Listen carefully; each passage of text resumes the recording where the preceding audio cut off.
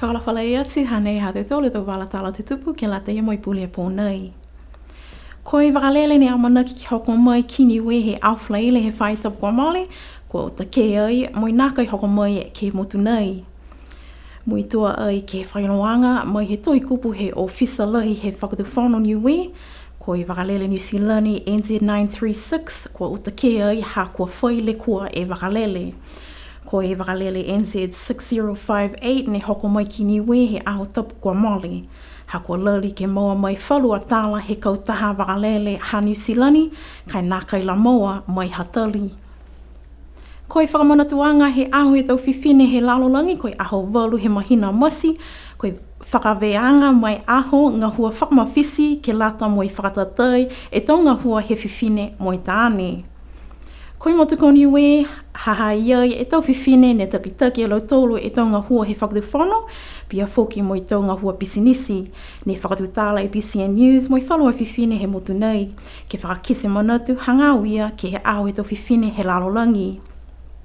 Hanei a makatāno mo i tau tāla nei.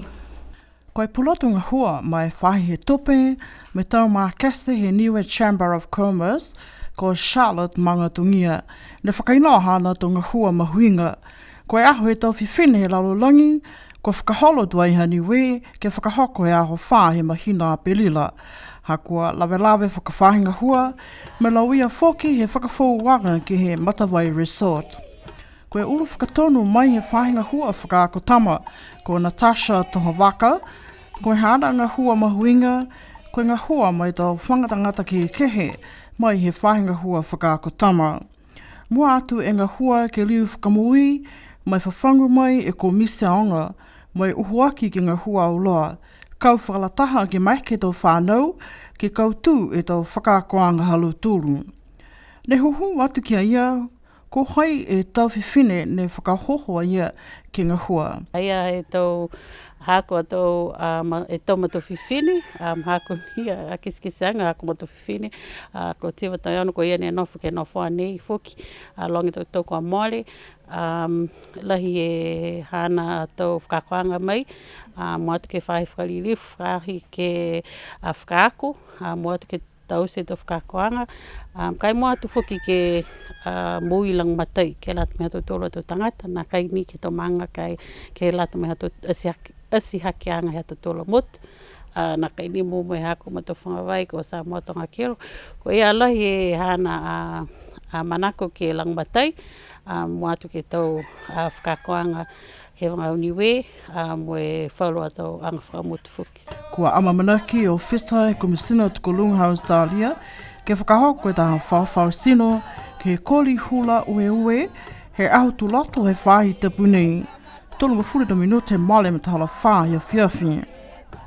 Whakahoko ai ke kaina nofo, he komisina tuko Lunga Australia, ke whakalilifu ake ta whiwhine o si motu.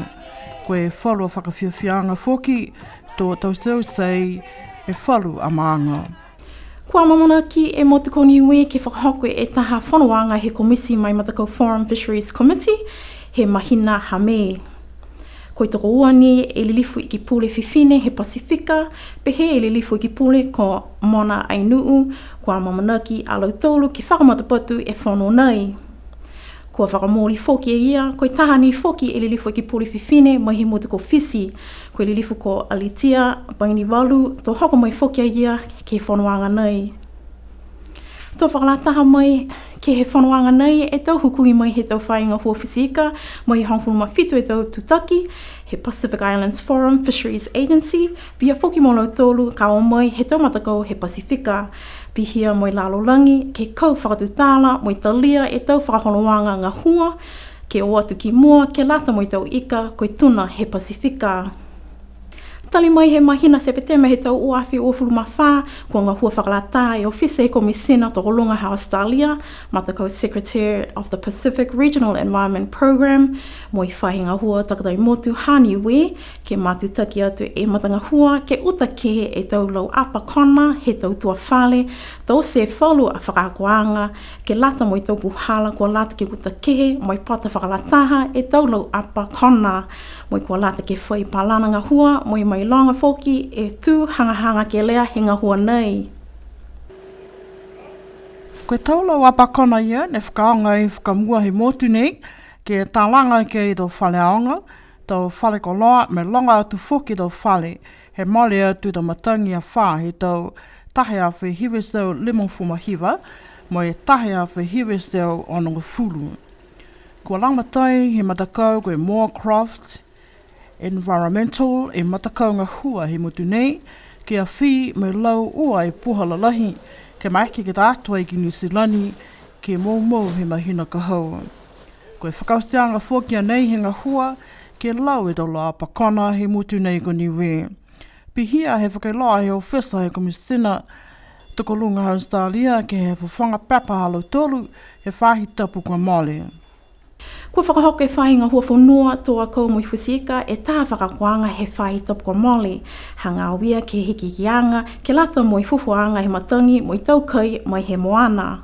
Ko e whakakoanga tolo nei ne tausia he hamautula whainga hua fufu matangi, ke lata ia mai hamautulu whoki tunga pihe koe whahi he ngā hua whanua mui whusika. Lahi e whakaue ke he whakawhetuianga nei hako mai ke kisia e tau ngā hua uka, he hamautula whainga hua mai he tau kua mole, ne tolo mai tau hukui mai he motu, mai tau maanga ke langmata iai e whakaputuanga he tau ke lata mai pepa nei, pepa fō nei, ne whakahingoa ai koe food security whakapapalangi. Kua manaki ke tausia ke tuwha atu ke lata mai tau tangata ngā hua whanua mai whisika. Ke langmata iai halau tōlu a tau puhala, ke tōa i tau fōi whanua, moi tau matamatangi, hanga mi taki ke lata ia mai tau fōi whanua e halau tōlu tau tōanga.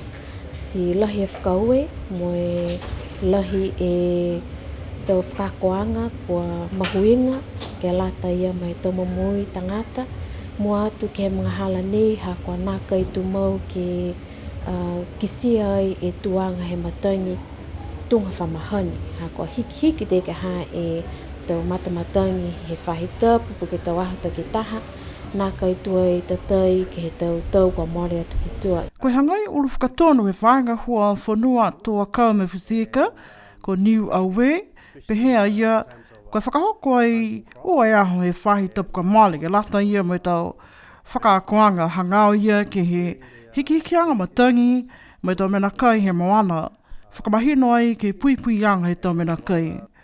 Koe alito he whakaakoanga nei, ke tā langa e taha pepa ke lata ia mai pui-anga he tau mena kai ma Niue. Koe tahani a taonga lahi a nei mai motu, ha koe whakamuala ia ki ngā hua whakalataha e whainga hua fuafua matangi, pia foki mai whainga hua whanua tua kau mai whusika ke tā langa e pepa nei. Koe pulotu ko Dr. Grant Smith, whakalataha mai toko ua mai he kautaha fuafua matangi Australia. Ko hoko mai ki Niue ki ngā hua whakalataha mai whainga hua whanua ke langmatai to puhalanga hua mai hiki-hikianga matangi pia mai pui-anga he tau mena kai. Koe pepa nei mai pui he tau mena kai, ke mai ke to tangata ngā whanua ke to tau he mahina ka hau. Koe pale koanga whakamuala ia, mai tau wheua pui whakalataha, mai tau langaki, CrossFit, ko whakahoko ki aonga tokolunga Niue, he o ki wātapu kua mole, toko limunga whunuma ua lau tolu, ne kua whakamakamaka ke wheua ia. Hanei a makatano, mai tau tala ia. Koe Rookie Games whakamua nei kua kamatai he mataholo hiva, he pongi, koe hongofuma whae matakau he katoa, ne kau whakalataha lo tūlu ke wheua mamafa nei. Koe poi, whio whakalataha mai langaki la patoa ke he ono e whahi, ke whetako ai toko whae ta ngātai matakau ke he aho katoa. Whakau e ni ke he Swan ne organise a tournament here. It's the first time I've been dreaming of. And now, hopefully, you put tuku he TV. He kisi and then Mike and Moya Hagaliu Foki, ke o mai ke kisi. Because I feel Hagamaki kisi. Have fun. Niue tora he kai. Monuin he food he kai. But la he kai. It's not good. I mitake ke muia. Ko ia ne makoina mai tau se whakaholoanga fia si pate ia, ko e CrossFit, ko Elizabeth Swan, na whananga mai whakamua ia ki Niue e mahino se petama i tau ko mole. Pehea ia, ko fia lahia ia ke tau se tau nanga nei ma Niue. A ko whamahani ni ia ke tau se i te whewa ki New Zealand le haua ia. Ai ti whai he makau nei, kua lore to hui, kai maloloa ke tuto ke ue, lai to talo kai hom. Mitaki ke mo e mangaho ke hoki whawhau e sino e whale nei pariasi e whiua fōu. Mitaki ke isia toko longa tuta ngāti nei kua toro mai e pungpongi. A mana ki ni ke holo mitaki. Oi. Makatano mai BCN News. Koe tau amamana ki anga ke whakamaloloa ki e tau whakaholoanga ngā hua, mai whae ngā hua whanua, koe whakatau whanau ha Niue, kua fui ulu whakalataha, moi matakau ngā hua, whanua he Pasifika, koe Pacific Horticultural, moi tau whakaholoanga mā kese, koe Agricultural Market Access Plus Program, po ke Farmer Plus. Koe whailoanga mahuinga mai he whakatau whanau, koe ngā hua whakalataha nei, koe mai ki ke whakaholo ki mua e mitaki, he tau ngā hua ke whanua, ke lata mo i tau fua he whanua hani ue, tau fua he whanua ne mahomo e mitaki, tau whakalanga e tau kai he whanua pia mo i tau koloa whakafua atu ke tau mākesi. Koe matapatu ngā hua nei ke ono atu ke tau a kau a waka ke tō i Niue. Kua hoko mai ke he motu nei e taha pulotu ko Stuart Pascoe, mo he whae ngā hua tō a kau, mo i Linwood Nursery, ke matutaki atu e tau whakatutalaanga, mo i tau tangata ngā hua whanua, pia mo i tau hukui mo he whakatu whanau. Koe ngā hua whakalataha nei, ke mai ke ono whakamahino, ke whakamaloa atu e tau ngā hua, mai tau se kai, kau ngā hua mai he whakatu whanau, mo i whalua mā kese ke he kehe, ke tālanga e tau kai, ke whakafui Niue, sipihia mo i whakafua atu, ke tau motu he lalolangi. Pena hatu tōna tau wala talo te tupu, a tōli ke whelawia, nono whaa mo i monuene ko.